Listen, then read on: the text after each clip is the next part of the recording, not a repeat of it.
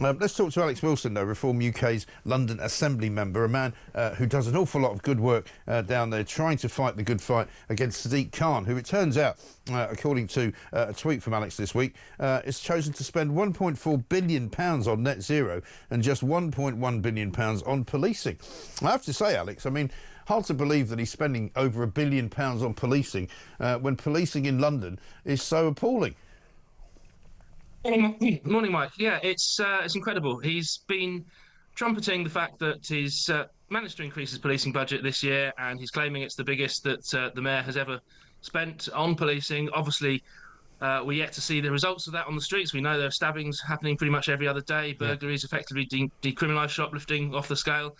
So, whether it will make much of an impact, who knows? But no, the staggering thing that we discovered when we were looking at the budget, 'cause it was yesterday was the final meeting for the Assembly to consider and comment on and try and amend, if possible, although we failed to do so, the mayor's budget. And when we were looking at the figures, we were adding up the different columns on the different tabs on the spreadsheets.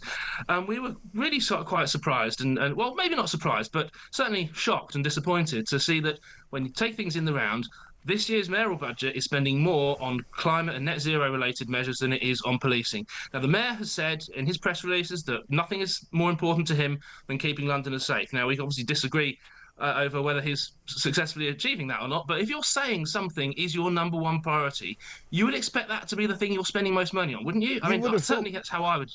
Well, you would have thought so, because otherwise it doesn't make any sense, because it can't be your number one priority if that's not where you're spending your money. You put your money where your mouth is, basically, don't you? Exactly. And so, you tried to get an answer out of him, of course, and you always, valiantly try to get answers out of him, but he's not very good at giving answers, is he?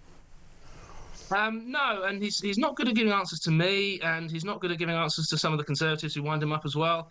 Our job is to hold him to account. We know that he's failing as mayor on housing, on crime, on transport, and the 25 of us on the Assembly, we're there to ask the questions, to hold him to account, and try and get him to see the error of his ways. And he's not very receptive to that, let's say. Well, if you want some help on how to deal with questions about net zero, you can always go to our good friends at GB Energy. Now, I don't know whether you've ever had any dealings with them, but there's a bloke called Jürgen who runs GB Energy. Here's what he's got to say about your bill.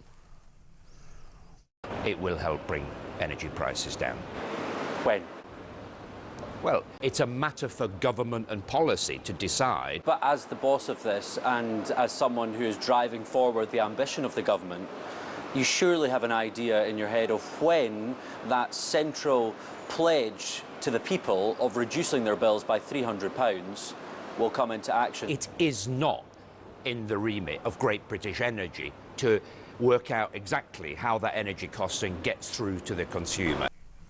So Great British Energy doesn't actually have anything to do with how much you get charged for your energy. Nobody's quite sure what Jürgen does. We think he runs the GB Energy organisation, which doesn't appear to be much of an organisation. So I don't know how much hope that you've got for that sort of future.